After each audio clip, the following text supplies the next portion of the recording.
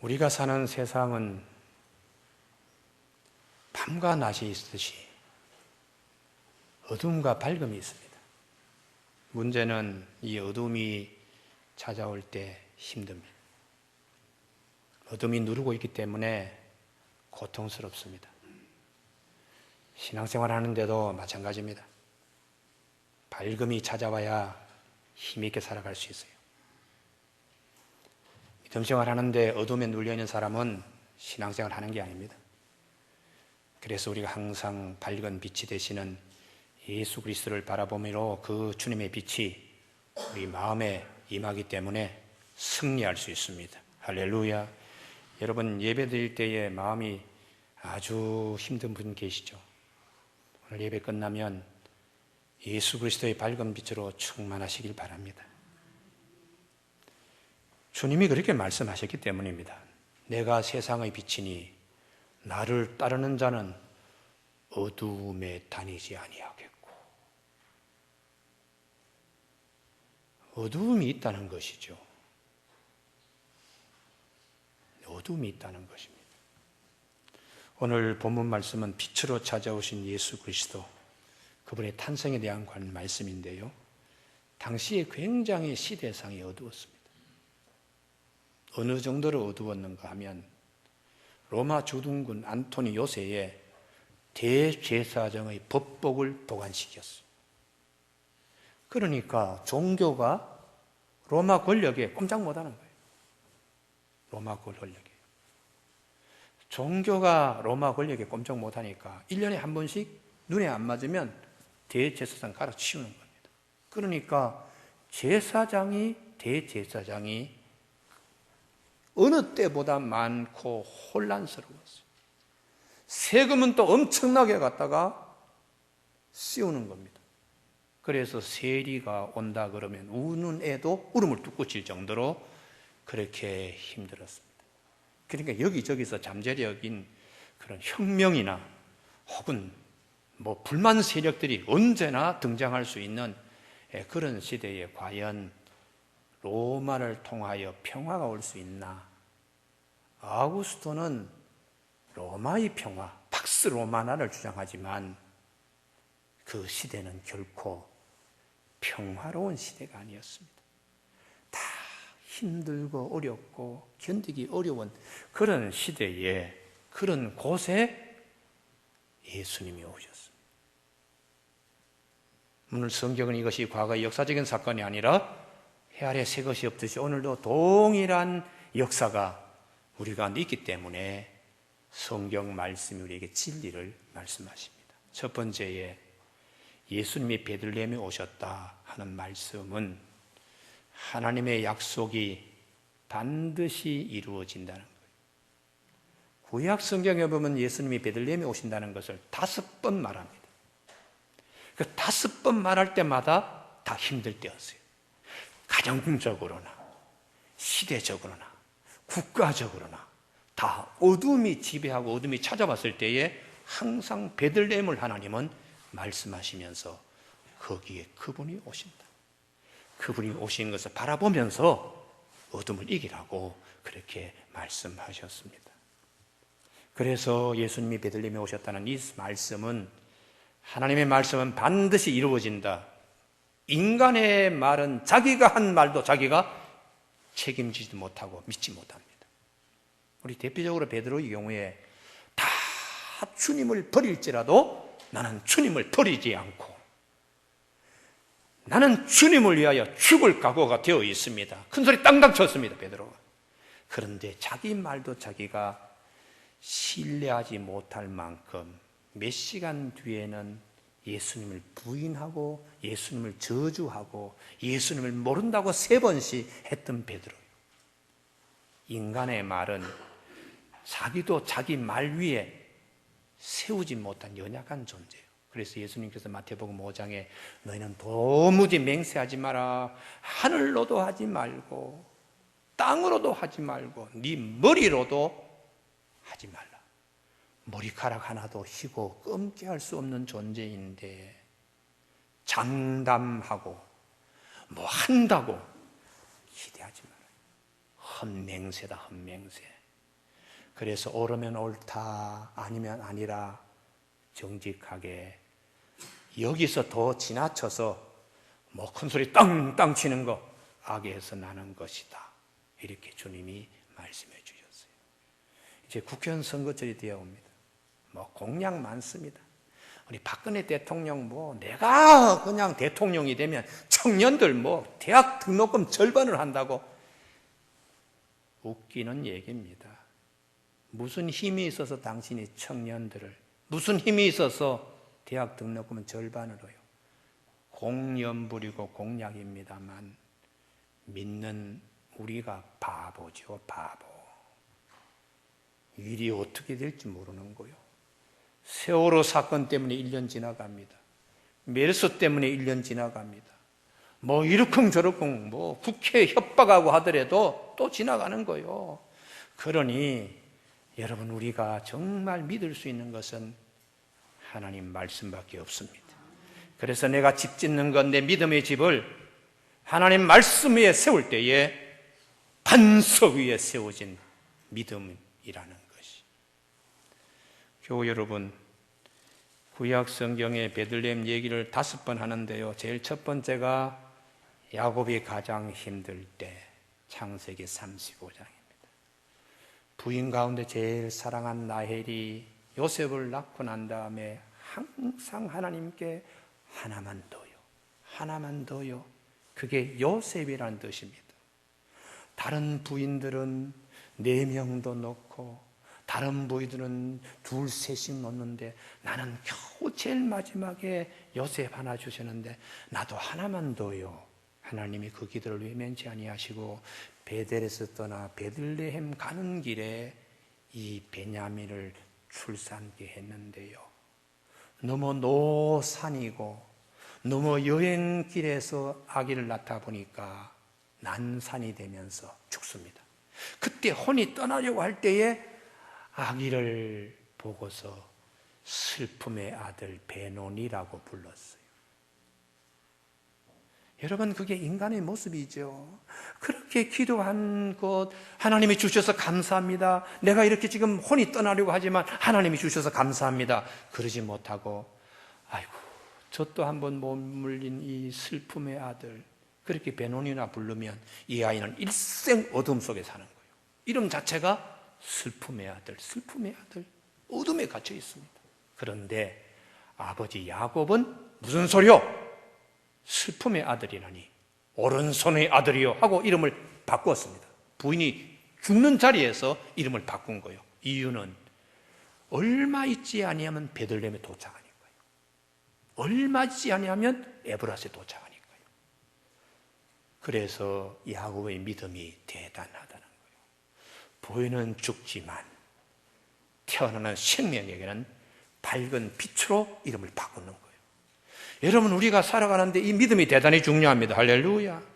아이고, 아빠가 그냥 직장에서 명퇴해서, 또 큰아들이 그냥 회사에서 또 그냥 무슨 일을 저질렀어. 작은 아들이 그냥 학교에서 또 무슨 일을 저질렀어. 야, 우리 집안은 왜 이렇게 그냥 안 되는 일이 많으냐? 그럴 필요 없어요. 베들레헴을 바라보십시오. 하나님께서 힘을 주십니다. 여호와를 낭만한 자에게 주시는 새 힘을 주신다고. 그래서 베들레헴이 중요한 것입니다. 두 번째 나타나는 것이 사사기입니다. 룻기입니다. 룻기. 우리 룻기 하면은 참 비극적인 가정입니다. 남편도 죽었지요. 2 아들도 죽었지요. 며느리 자부감은 이스라엘 총회도 참석시키지 아니하는 모압 여인입니다. 그런데 3명의 과부가 모압 땅에서 고향으로 돌아오려고 그러는데 가진 게 아무것도 없어요. 며느리 하나는 자기 백성 자기 신으로 돌아가고 믿음 좋은 룻이 따라왔는데 고향 땅은 이미 벌써 명의는 나오미 집안의 것이지만 실제 소유권은 다 딴 데가 있는 거예요. 그걸 찾아오고 기업을 다시 일으키고 집안을 일으켜야 되는데 사내 아이는 없습니다. 그냥 친척집에 밭에 가서 이삭을 주고 낙수하고 그래서 겨우겨우 살아야 되는 아주 어둠이 지배하는 가정인데 제일 가까운 친척이 그 의무를 못하겠다 하는 거예요. 그래서 마음이 후한 보아스가 이 어려운 가정을 품습니다. 그리고 당신이 이 모압 여인 룻을 아내로 맞이하는 거예요. 그때에 성문에서 사람들이 모여서 뭐라고 했는가 하면 베들레헴을 얘기합니다. 그대여 야곱의 집에 라헬과 레아가 자식을 많이 낳아준 것처럼 보아서 그대여 보기는 이렇게 생겨는 룻이지만 모압 여인이지만 자식을 많이 낳아주길 바랍니다. 성문에 모인 사람들이. 그리고 또 말합니다. 유다가 다말에게서 베레스 형제를 낳은 것처럼 이 여인이 반드시 좋은 형제를 낳아줄 줄로 믿습니다. 그러면서 성경을 이렇게 증거합니다. 여호와께서 내 집에 들어가는 여인으로 이스라엘 집을 세운 라헬과 레아 두 사람과 같게 하시고 내가 에브라스에서 유력하고 베들레헴에서 유명하게 하시기를 원하며 여호와께서 이 젊은 여자로 말미암아 내게 상속자를 주사 내 집이 다말이 유다에게서 낳아준 베르스의 집과 같게 하기를 원하노라 하니라. 이에 보아스가 룻을 맞이하여 아내로 삼고 그에게 들어갔더니 여호와께서 그에게 임신하게 하심으로 그가 아들을 낳았는데 다윗의 할아버지 오벳을 낳았다는 것이. 우리 성경에 보면 베들레헴을 에브라시라 하기도 하고 에브라다라 하기도 하고 베들레헴이라고 다 같은 지명입니다. 우리 서울을 수도라 하기도 하고 한양으로 부르기도 하고 다 같은 지명이듯이 세 번째에 사무엘이 가장 힘들었을 때 하나님이 또 베들레헴 말씀하시는 거예요. 사울 임금을 세웠는데 인기가 없습니다. 백성들도 등을 돌리고요. 하나님도 그를 버렸습니다. 사무엘이 눈앞이 캄캄하잖아요. 그때 하나님이 너 베들레헴에 가서 이새의 집에 기름을 부어라. 그 집에 왕이 있다. 그래서 이 사무엘이 베들레헴으로 이 양의 뿔에다가 기름을 부어가지고 들고 가는 거예요. 거기서 이새의 제일 마지막 아들 다윗에게 기름 부어서 다윗 왕을 세우는 역사가 있습니다. 항상 어둠이 찾아와서 근심 걱정할 때마다 하나님은 베들레헴을 얘기하시는 베들레헴. 시편 132편에 네 번째 나오는데요. 야곱의 전능자의 성막을 발견하기까지 하리라. 어디서 하나님을 만날 수 있을까 하고 막 그럴 때에 에브라다 베들레헴을 하나님이 또 말씀하세요. 우리가 그것이 에브라다에 있다 함을 들었더니 나무 밭에서 찾았다. 그래서 시편 132편에서 네 번째 나오고 마지막 미가서 5장 2절에서 베들레헴이 한 번 더 나옵니다. 미가서를 기록할 당시에는 왕이 요담이나 아하스나 히스기야 때인데 이때가 남북 관계가 아주 어려울 때예요. 북쪽의 북이스라엘 아수르에게 침략을 당해가 나라가 무슨 몇 번씩 포위당하고 그리고는 무너집니다. 그리고 남쪽은 이제 그 아수르 군대가 삼키려고 할 때 히스기야가 무척 그냥 하나님께 매달립니다. 그럴 때에 나라가 어지러우면은 공의와 정의가 없는 거예요. 그리고 부정직한 것이 판을 칩니다. 시장에 공평한 저울초를 찾아볼 수가 없습니다. 그리고 제대로 된 대박으로 서로 거래를 하지 않기 때문에 미가서에 보면 공의와 정의를 부정한 추와 부정한 저울로 그리고 가증한 에바 대박으로 이러니 그때 하나님께서 베들레헴을 보라고요. 미가서 5장 2절에 베들레헴 에브라다야 너는 유다 족속 중에 작을지라도 이스라엘 다스릴 자가 내게서 내게로 나올 것이라 이렇게 말씀하셨어요. 예수님이 오실 그때에 암흑기였습니다. 어두운 때입니다. 그러나 하나님의 여러 번 말씀하신 그 약속의 말씀은 성취되는 것입니다. 여러분 우리가 오늘도 살아갈 때에 어두움에 갇혀 있을 때 여러분 베들레헴에 오신 그 예수님 하나님이 약속하신 말씀을 이루시는 그 말씀에 우리 믿음이 서기를 바랍니다. 할렐루야. 그래야지 이걸 이길 수 있어요. 극복할 수 있고 어둠을 물리칠 수 있습니다. 그래서 성경은 내 입에서 나가는 말 하나도 헛되이 내게 돌아오는 일이 없다. 이사야 55장 11절이요. 그리고 57장 19절에서 입술의 열매를 맺게 하시는 여호와라고 말씀하시면서 가까이 있는 자나 멀리 있는 자의 하나님이 평강할지어다라고 하나님이 말씀하시는 겁니다. 우리는 그 말씀을 잘 새겨들어야 됩니다. 하나님 말씀에 내가 기초할 때에 멀리 있든지 가까이 있든지 평강이 임한다는 것을 성경은 말씀합니다. 그래서 시편 119편 105절에 주의 말씀만이 내 발의 등불이요 내 길의 빛이 됩니다라고 고백하고 있습니다. 두 번째, 예수님이 마국간 구유에 오셨습니다. 우리가 마국간 하면 대한민국의 외양간을 생각하는데요, 그렇지 않습니다. 베들레헴과 유다 지역에 있는 주로 마국간은 자연 동굴입니다. 거기에는 여기저기 석회암 지역이기 때문에 물이 이렇게 흘러가면 자연적으로 동굴들이 생기는 그런 곳이기 때문에 목자들이 양들을 데리고 여기저기 다니다가 밤이 오면 추위를 피해서 동굴 속으로 양들을 데리고 들어가는 거예요. 큰 동굴은 아니겠습니다만 작은 동굴이 많이 있었습니다. 그리고 다음 또 목초지를 향하여 갈 때에 또 동굴을 옮겨가는 거죠. 그러니까 주인이 없는 동굴이라고 본다면 관리가 제대로 되었겠습니까? 하루 지나고 양들을 데리고 나가는 동굴이면 청소가 되었겠습니까? 거기에 구유가 우리 세면대하나 식기처럼 깨끗할 리가 없습니다. 이전에 누가 썼든지 지저분하고 그리고 배설물도 있고 거기는 건조한 지역이기 때문에 빨리 모든 것이 마릅니다만 그래도 그 짐승의 고약한 냄새가 동굴 속에 배어 있습니다. 거기에 출산한 여인이 아주 예민한데 아기를 낳으러 들어갔다는 것은 매우 역겨운 가운데에 들어가는 것입니다. 그 구유에 포대기에서 아기를 눕혔다고요. 성경은 이것을 통하여 이 세상이 마국간과 같다.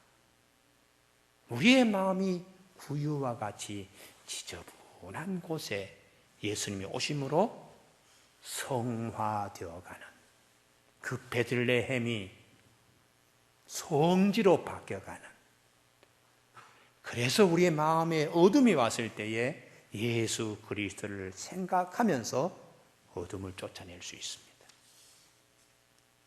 헤롯 대왕, 본문에 등장하는 마국간의 지저분한 모습이 헤롯 대왕과 그 시대상이에요.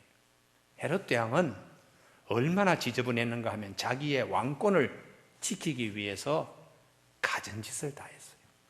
그 중에 특별히 왕권이 조금 흔들릴 때에 넘나 보는 사람은 가차없이 처단했습니다. 부인이든 왕자든. 그래서 첫 번째 부인도 자기 손으로 죽이고요, 첫 번째 부인의 몸에서는 아들들, 왕자들 다 죽였으니까 당시의 속담이 헤롯의 집안의 자녀로 태어나는 것이 보다 돼지 새끼로 태어나는 것이 더 낫다라는 속담이 있을 정도로 그렇게 악하고, 그리고 그의 말은 번들어합니다. 동방박사가 왔을 때에 아기를 가서 나도 경배하고 싶으니까 좀 알려달라고. 그러나 하나님께서 꿈에 나타나서 헤롯에게 가지 말라 하고 다른 길로 가겠다 했습니다. 나중에 헤롯이 알고서는 썩은 줄 알고는 그 베들레헴에 가서, 예루살렘에서 베들레헴까지 가서 2살 아래 아이들은 다 죽였으니까요. 얼마나 악한 모습이에요. 제사장과 서기관도 깨끗하지 못합니다. 예수님께서 베들레헴에 오신다는 알면서도 권력에 빌붙어서 꼼짝하지 않습니다. 이런 것이 우리가 사는 세상이요, 때로는 내 마음일 수도 있습니다. 이렇게 냄새나고 지저분하고 목구멍은 열린 무덤 같고 입에는 독이 가득한 그런 모습인데도 예수님이 오셔서 성화시킨다는 거죠. 대표적인 인물이 사도 바울입니다. 그는 뭐 악하기 짝이 없었습니다.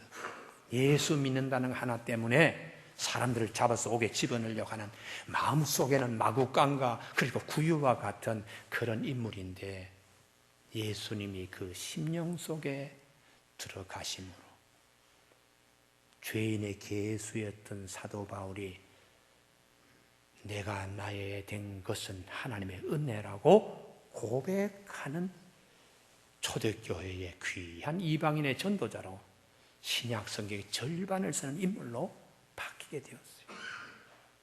제가 언젠가 한번 설교했지요.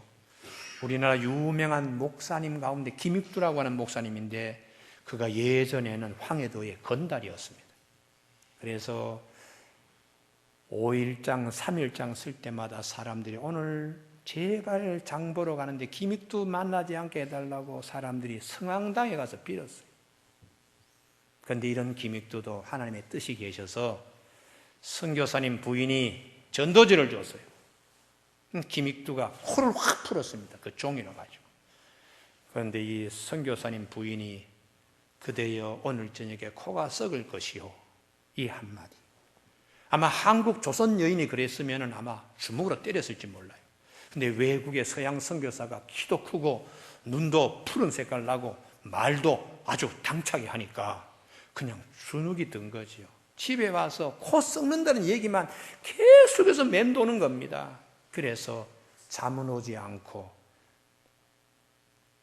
저녁 부흥회에 아침 새벽 부흥회에 가서 김익두의 마음이 점점 열리면서 그에게 말씀이 들어가면서 새 사람이 되었어요.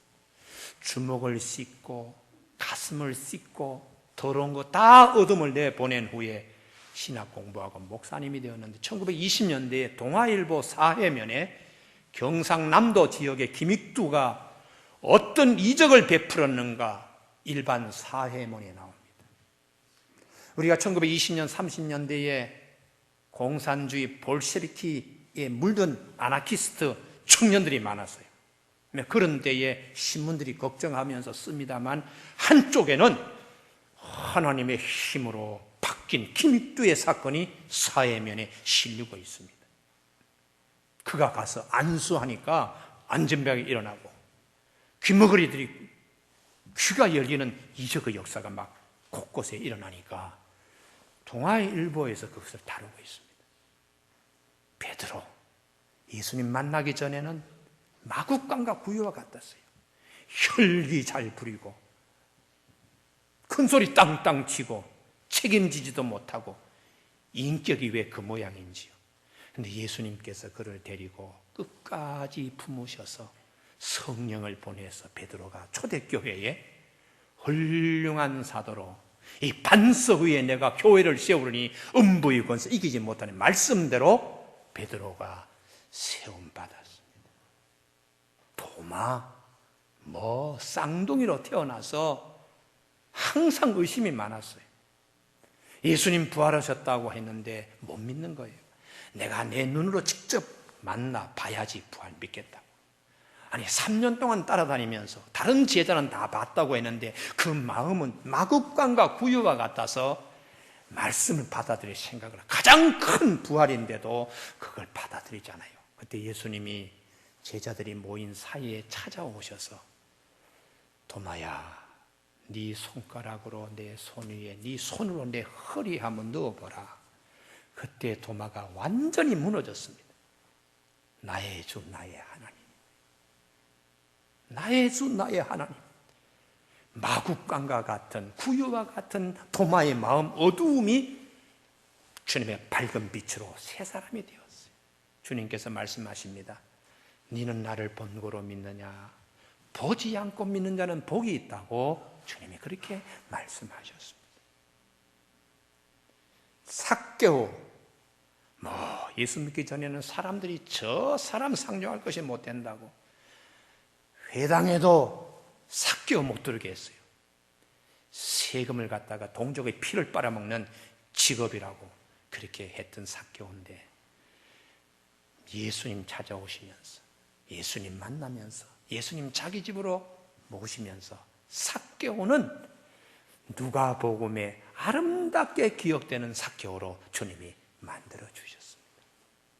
그래서 예수님께서 왜 베들레헴에, 왜 마국간 구에 오셨는가? 그분이 오셔서 성화시키는 능력이 있다는 것이. 그래서 고린도서 5장 17절에 그런즉 누구든지 그리스도 예수 안에 있으면 새로운 피조물이라. 이전 것은 지나갔으니 보라 새 것이 되었도다. 그렇게 말씀하십니다. 마지막 세 번째에 예수님은 아기로 오셨다고 되어 있어요. 사람의 모양으로 오신 예수님, 가장 작은 자로 오셨습니다. 다 왕으로 올 때는 크게, 높게, 거대하게 그렇게 오는데 하나님의 아들, 만왕의 왕이요 평화의 왕으로 오신 예수님은 가장 작은 자의 모습으로 오셨어요. 이것이 하나님이 우리에게 말씀하시는 당신의 성품이라는 것이죠. 우리가 눈에 보일 때는 흠모할 만한 아무것도 없고 어린 싹과 같은 것인데 그 이새의 뿌리에서 줄기가 나서 우리에게 생명 열매를 맛보게 하는 아주 새순과 같이 그렇게 찾아오신다는 것입니다. 여러분, 우리가 헤롯 임금은 다 높은 데에 큰 것 이런 것을 지향하지만 정반대로 참 평화를 가져오실 예수님은 가장 작은 자의 모습으로 오셨다는 거예요. 이게 하나님의 겸손입니다. 사탄은 교만을 얘기하고 부정직, 이간질 하는데 능수이지만 하나님은 정반대입니다. 작아짐, 낮은 것으로 더 풍성하게 하시는 하나님이세요. 그래서 사도 바울이 예전에 주님을 만나기 전에는 베냐민 지파에 또 히브리인 중에 히브리인이고 가말리알 문화생이고 그거 보면은 가정적으로도 1등이요 학벌적으로도 1등이요 사회적인 지위도 1등이요 했던 사도 바울인데 실상은 죄인의 개수예요. 그 교만이 극을 달할 때에 그게 죄인 줄 모르고 그렇게 거들댔던 이 사도 바울이 다메섹에 주님 만난 후에 완전히 낮은 자가 되었어요. 이야, 나처럼 이렇게 못된 녀석을, 죄인의 개수를 만나주시니 얼마나 감사한가 하고 가장 낮은 자가 되어서 여러분, 우리 예수님의 마음을 품어야 됩니다. 너희는 이 마음을 품으라고 그리스도 예수의 마음이니 그는 근본 하나님의 본체시나 하나님과 동등됨을 취할 것을 여기지 아니하시고 자기를 비워 종의 형체를 가져서 사람들과 같이 사람의 모양으로 자기를 낮추시고 죽기까지 복종하셨으니 십자가에 죽으심이라. 낮아지고 작아지는 것을 통하여 하나님은 기뻐하신다는 것이. 주님은 수고하고 무거운 짐진 자들아 다 내게로 오라. 내가 너희를 쉬게 하리라. 나는 마음이 온유하고 겸손하다. 욕심에서 벗어나고 높아지려고 하는 욕망에서 벗어나서 자유함을 누린다. 주님이 그렇게 말씀하시는 것입니다. 나는 마음이 온유하고 겸손하니 나의 멍에를 메고 내게 배우라. 그리하면 너희 마음이 쉼을 얻으리니 이는 내 멍에는 쉽고 내 짐은 가벼움이라. 이렇게 말씀하셨어요. 예수님이 왜 베들레헴 마국간 구유에 아기로 오셨는가? 참 평화는 거기에서 출발하기 때문입니다. 또 하나는 어린아이는 깨끗합니다. 그래서 그 깨끗한 모습을 어린 양이라고, 그 깨끗하신 주님이 나중에 제물로 드려지기 때문에 어린 양이라고 이렇게 얘기합니다. 우리가 복잡할 때에 동심으로 돌아가야 됩니다. 어릴 때의 모습으로 돌아가야 됩니다. 그래서 주님은 항상 어린아이들을 많이 말씀하셨어요. 천국은 이런 자의 것이니라. 이렇게요. 너희가 돌이켜 어린아이들과 같이 되지 아니하면 결단코 천국에 들어가지 못하리라.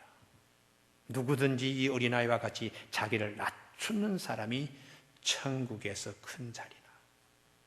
어린아이들을 용납하고 내게 오너서 금하지 말라. 천국이 이런 자의 것이라고 말씀하셨습니다. 여러분, 6학년 좀 지나면요, 대학교 친구가 도움되지 않습니다. 고등학교 친구가 크게 도움되지 않고 초등학교 친구가 제일 가깝습니다. 왜 그럴까요? 이제는 자랑할 것 별로 다 살아보니까 그게 인생이 그런 게 아니라는 거예요. 저도 개인적으로 학벌상으로는 서울대학을 나왔습니다. 사회의 지구주는 대학 교수를 하다가 목사 일 때문에 하나님 불러서 교수직 버린 사람이에요. 그 젊은 나이에는 웬만한 사람은 상종하지 않았습니다. 사회 엘리트 계층은 엘리트 계층하고 놀아요. 그런데 주의 종이 되고 난 다음부터 이거 씻는데 무척 오래 걸렸습니다. 이제는 누구와 만나도 부담되지 않습니다. 길 가는 거지를 만나도 마음이 편합니다. 내가 어떻게 이렇게 바뀔 수 있나? 예수 그리스도 때문입니다. 사랑하는 교회 여러분, 김재남 목사가 제일 편합니다. 사회적으로 자랑할 것이 없는 작은 교회 목사지만, 그러나 주님이 나에게 주시는 기쁨은 세상이 줄 수 없는 기쁨을 주님이 주시기 때문입니다. 교회 여러분, 연말이 되면은 남편이 진급해서 누락되었다고 싸우지 마십시오. 한 번 더 낮아지는 기회를 통하여 하나님이 좋은 것을 주시는 하나님이십니다. 할렐루야. 아이, 그분이 그렇게 말했는데 왜 지키지 않느냐고, 해가 다 가는데. 거기에 집 짓지 마십시오. 하나님의 약속의 말씀에 반석 위에 우리의 소망과 우리의 믿음과 우리의 희망의 집을 지키를 바랍니다. 그러면 하나님 반드시 때가 되면 너희를 높이시리라 말씀하시기 때문이에요. 주님은 어린아이 가지고 있는 순수함을 매우 소중한 가치로 여겼습니다. 이것은 하나님이 그 순수하고 깨끗한 것을 통하여 하나님의 것이 흘러가게 하기 위함입니다. 그래서 집에는 금그릇도 있고 나무그릇도 있고 질그릇도 있지만 깨끗해야 주인이 쓰신다고 말씀하세요. 우리 기독교인들은 누가 보더라도 참 깨끗합니다. 이 인사를 들어야 됩니다. 당신 대단히 부자 되었네요. 야, 당신 대단히 높은 곳에 올라갔나요? 축하드립니다. 이게 인사가 아니고, 야, 그대를 볼 때 내 마음이 정말 어린아이같이 깨끗해집니다. 이런 인사를 받는 우리 모두가 되시기 바랍니다. 왜냐 그러면 주님이 우리에게 요구하는 것이기 때문입니다. 베들레헴 마구간 구유에 아기 예수님으로 오신 주님을 묵상할 때마다 내 마음의 어두움은 멀리 달아납니다. 그리고 생명의 빛으로 오신 주님이 우리에게 위로하시고 새롭게 하시며 우리 영을 아주 밝은 곳으로 인도하시는 축복이 우리 안에 있게 됩니다. 이번 성탄절에 이 큰 기쁨이, 신령한 기쁨이 우리 모두의 영혼 속에 찾아오는 이번 성탄절이 되시길 주님의 이름으로 축복합니다. 기도하시겠습니다.